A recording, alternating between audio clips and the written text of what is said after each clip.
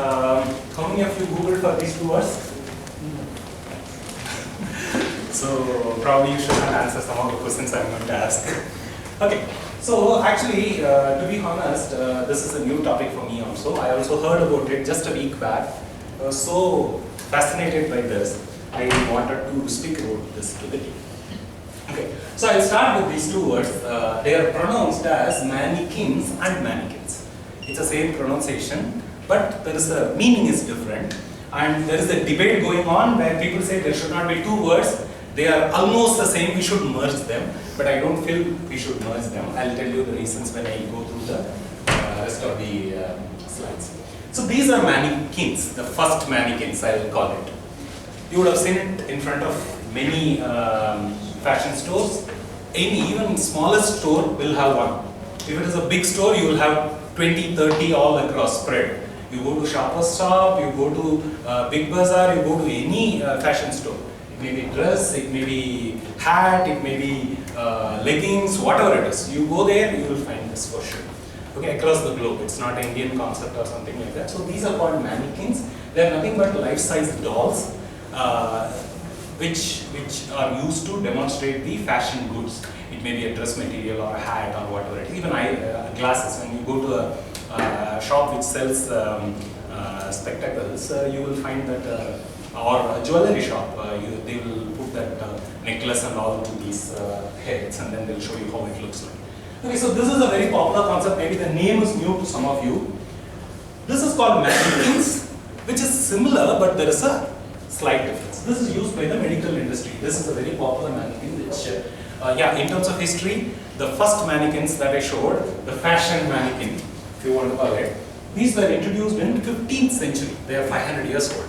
So for 500 years, people are using these to demonstrate the fashion goods, and a lot of new innovation has happened. The material, some of these modern mannequins you see in high-class shops, they are as good as human beings. When you go and touch them, the hand, you will see that the feeling is so real.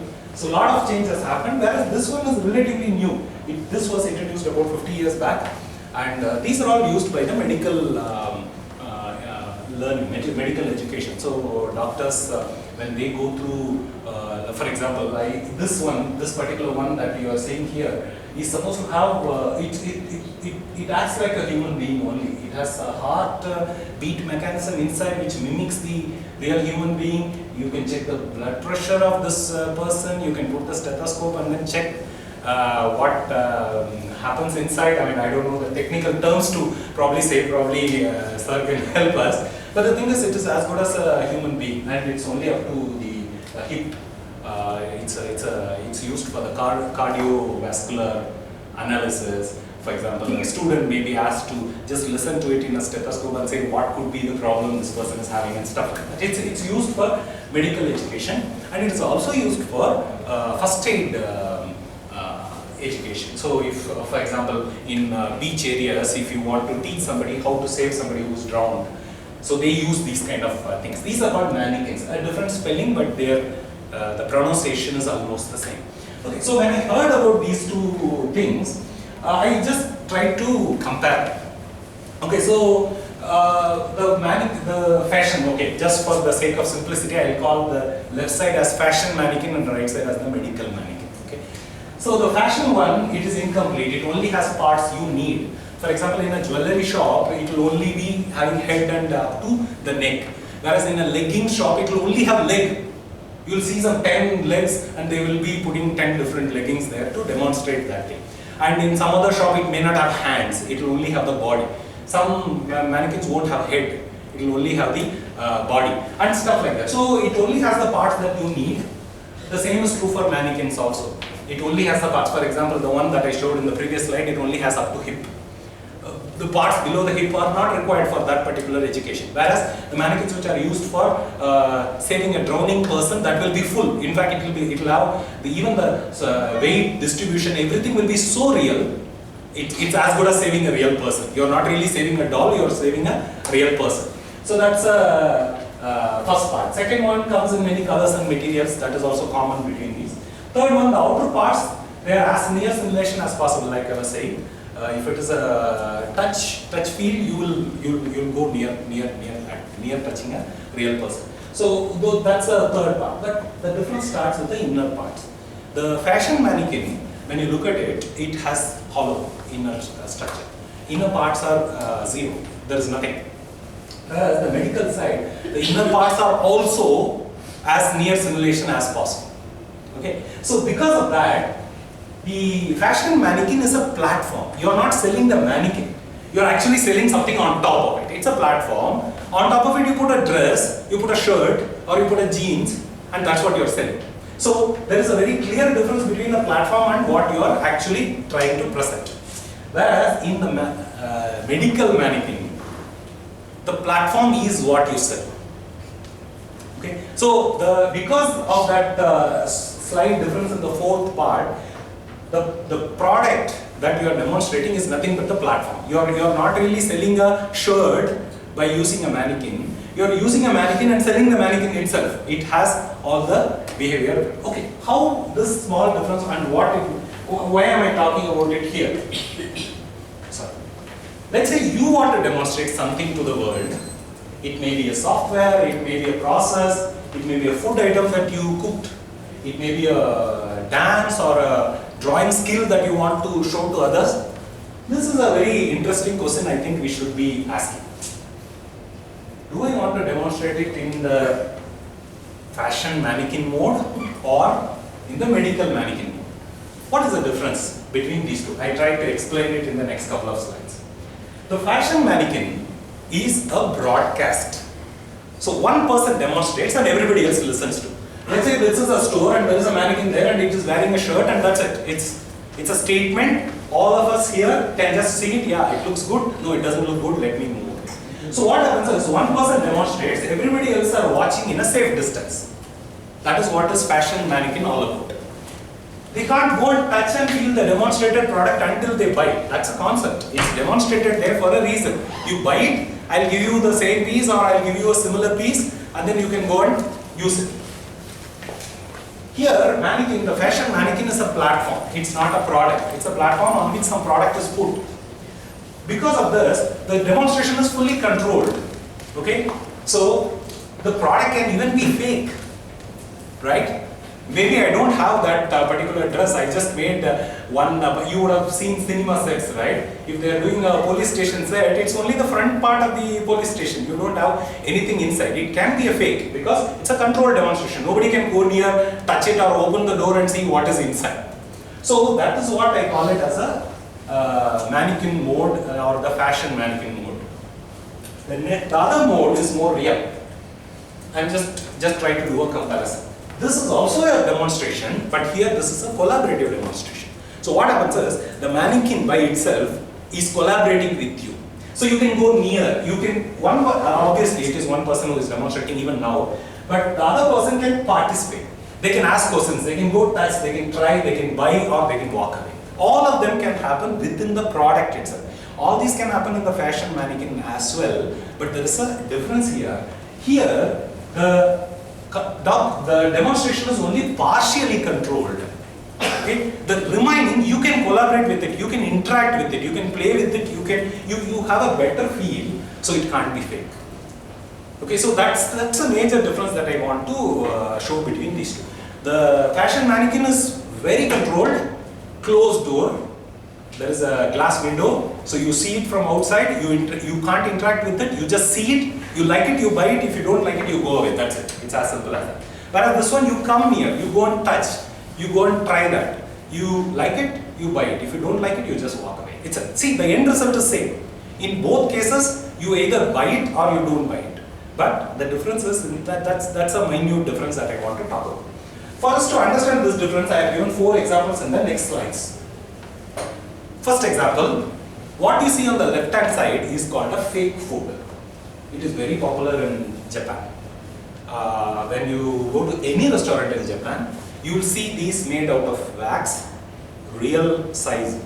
If it is a pizza, whatever is the size of the pizza, if it is 8 pieces, they will cut it in 8 pieces, but it is wax. It's kept there, nobody can eat it, it will be there in the thing. You like it, you go and say, yeah, I want this, then they'll give you. I think they did it to save time. instead of who has time to read long menu cards. I see it, yeah, I like it, give me this, and then that you see it even in India in some of the food courts. That has got a fake food. You can't eat it. It looks like real food, but it is very controlled. Nobody can go touch it, put it in their mouth. What you see on the right side is a Starbucks sample which is given. Whenever they want to introduce a new product, they make it in small pieces, give it to you, ask for your feedback. I have an experience. I forgot the name of the store. I did one training for a company in Chennai, and I was having lunch there in their food court, and then they had a coffee shop. And I went there to have a coffee, and then they had a one tray with 20 small cups. Okay, so he said, these are all samples, you want to try and give us feedback. I said, okay, what is this feedback all about? He said, you have to drink every coffee, it's all different mix, we know what is the, this is 80% coffee, 20% chocolate, this is 90% coffee, 10% chocolate, all sorts of mixes we have. So you go and try each one of them, just give me one number, on a scale of 1 to 10, how much you like it. So it took me 5 minutes to drink all the 20 cups. And after drinking all of them, I didn't feel like having a real coffee at all. Each one looked so different. And after 4th or 5th cup, I started giving all random numbers. Oh, you want 7, you take 7, that's it. Okay, so that's the right hand side. So you see the difference very clearly. Here you can eat the product. Okay, obviously not 20 cups. 1 cup, if it is given, you can eat it and say, yeah, I like it, no, I don't like it. You are able to give that feedback. Whereas there, it is a very controlled thing. You see it, you like it, you buy it. If you don't like it, go away. Here you have a more semi-controlled but collaborative model. When you go to this, see the difference again? What you see on the left hand side is a closed book. It's packed so nicely, you don't feel like opening it, right? Until you buy the book, you cannot open it, you cannot see it, you cannot feel it, you cannot see what is inside it. Is it having some interesting stuff or is it having some boring stuff? You don't know anything, you are supposed to buy it as it is. Whereas what you see on the right side is the Amazon story. They have a look inside, they may show you some chapter, they may show you 8th chapter from the book. You read it, or they may show you first 3 chapters. You read it, you like it, you buy the book. You don't like it, you go away. So you see the difference between left and right side clearly. What you see on the left side is the fashion mannequin story, what you see on the right side is the medical mannequin story. Third example. What you see on the left side is a bag, it says untearable. It's a statement. Yeah, this bag will come for 10 years, 20 years, and I mean, as if you are going to use it for 10 years. After 6 months, we are bored, right? But still, they make that promise. It is untearable, and you can use it for 10 years. What you see on the right side, they give you a small piece. They say, try to tear it. If you are able to tear it, don't buy this product. That's what the text says. Don't buy if you can tear it. This, they do it for jeans also. I have seen that thing. So, this, what they do is, it's a proof. You take this piece. You take this piece, you try, or you use a scissor or whatever it is, you try to do it. They are saying that it is untearable. You see the difference very clearly between these two. The fourth one, something which all of us will be able to recognize immediately. Watch a demo video and 30-day free trial. Very clear difference. Demo video is recorded in probably 10 days, 2 minutes here. Half a second here. I mean, our marketing team knows how we record our demo videos. Every software company does it. There is no point in hiding this fact. That gives me a little bit of confidence. But what I see on the right side gives me full confidence. I download it, use it for 30 days. I like it. I buy the product. I don't like it. I just throw it away. So you will see such differences everywhere in your real life or in your professional life. So we have to see it from the user perspective also. Okay. In the first case, the fashion industry mannequins, the stakes of making a wrong decision are very low, isn't it? What is going to happen if you pick a wrong dress? Of course, for some people it is very important. That's a different story. But the stakes are low. Yeah, I made a wrong choice. Maybe next day I'll go to the store and if they have a good return policy, I'll just return it and buy a new one. The stakes are very low. It's not really going to affect me much. But the second one, the stakes are too high. If a medical student is not really realizing how to really test a real human being and then find out what is the problem to them, it can be a matter of life and death. If a person who is working on a beach area is not learning how to properly bring a drowning person to the shores and then save him or her, it's again a matter of life and death. So the stakes are very high. So you see a pattern there? Where you think what you want to demonstrate fits. If it fits in the first thing, you're obviously making the assumption that your users don't care about making a decision, right? Yeah, this shirt or that shirt, it doesn't matter. That's it. That's the treatment that you are giving. Whereas if you are able to hit that medical mannequin way of demonstrating your product, when I say product, it need not be software product, it can be anything, even this talk. This talk, how am I doing? I can give you 2 minutes of glimpse of my talk and say, go and download my book. I can do that. Or I can give you a full talk. Or I can give you all the interesting pieces and they say everything else go and read in my book. So there are so many ways to demonstrate it. And by doing that second one, the customer confidence level grows like anything. In the first level, if you are able to, let's say, attract 10% of the customers, in the second level, you will be able to go to 30%, 40% by giving the product. Just downloading the product. They may not even use the product. That's a different story. But the statement that here is the product, it is downloadable, you can use it for 30 days safely, and I am confident about my product is the statement that we are making. Same thing there. By giving a cup of a small sample of a cake to you, Starbucks is making a statement that, yeah, I am confident of my product. Otherwise, I'll lock it in a glass door and say, once you like it, you buy it. Whereas now I'm giving you a piece. That means I'm willing to take that risk. I'm opening my book, I'm giving you 2 chapters. Because I am confident that you will buy my book. So you can apply this in every scenario in life. So what I feel we should be doing ideally is use both. Both modes are important and we have to follow the order. First, impress the people by using mannequin mode. And when I say impress them, in a controlled manner. Show them a fantastic video, make them interested in your product, or show them an attractive cover to your book. By looking at it, yeah, I want the book. Kind of create that impression. In the next level, give them the control. That is very important. I really, in fact, recently there was a fantastic book about which I read the review and then I wanted to buy the book. And somebody told me that the book is available in a very good discount, I can get it for you. But still I didn't buy the book because I want to touch the book, I want to feel the book and I want to decide based on that interaction. That was not given to me, so I made a decision not to buy it. This is just a small example. So this will keep happening. So what we need to do is we need to understand the customer state of mind. They may be impressed by your first impress them mode, but still you have to ping them. Yeah, did you like my video? Can I give you a 30-day trial? You don't want it? What is that you want to do? What sort of conversation you want to have for us to take it to the next stage? So this is very important. We need to keep understanding our customer state of mind. Are they happy with first mode or are they looking for the second mode? Maybe you hide the second mode for some time. You say, yeah, I watched the video, but at the time you say, yeah, here is the product, you try. So like these are all a combination of tricks. You can never say first mode is good or the second mode is good. You have to use both. You have to show attractive displays on your store to pull people inside. Once they are inside, give them control of the product. So I believe that's a right mode to do, and even our language should be aligned towards that. In the first phase, you talk all great things about, yeah, I have a great product. In the second phase, do you want to try it? Your language should also change it. I believe that's the best way to make an impression in the minds of people who are still undecided whether your product or what you are trying to demonstrate is good or bad. I think that's a message I wanted to share with you today. And we can just open it up for any questions if you have on this, or you can share your thoughts.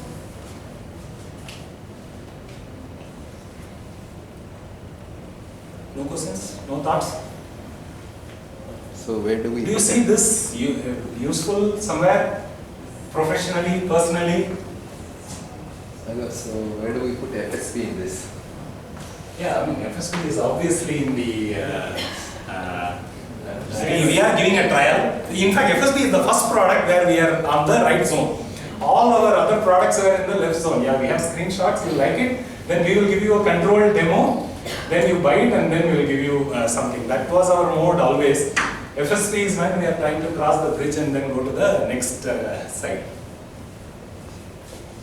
Yeah, but it's not just about FSP. I think it applies for many other things. For example, let's say you are showing a demonstration to a customer. Even a small thing like today morning, Venki was sharing one website which helps us generate test data. It matters. Many of the, even Microsoft's own product, which is Microsoft Dynamics Mobile, you go and check their iTunes page, all the screenshots are having test records. Test 1, 2, 3, test contact, test opportunity. So it's quite common. I mean, it's quite common to do it. But the only thing is, I think we need to spend that extra bit of time in decorating and then giving them a real good impression, real good first impression, and then give them the control. And I think that is the cycle to impress them. That is my belief. It has nothing to do with sales or something like it. It's applicable to everybody. Even when you are presenting yourself, talking great things about you versus, yeah, this is a site I did, go and have a look into it. It makes a big difference.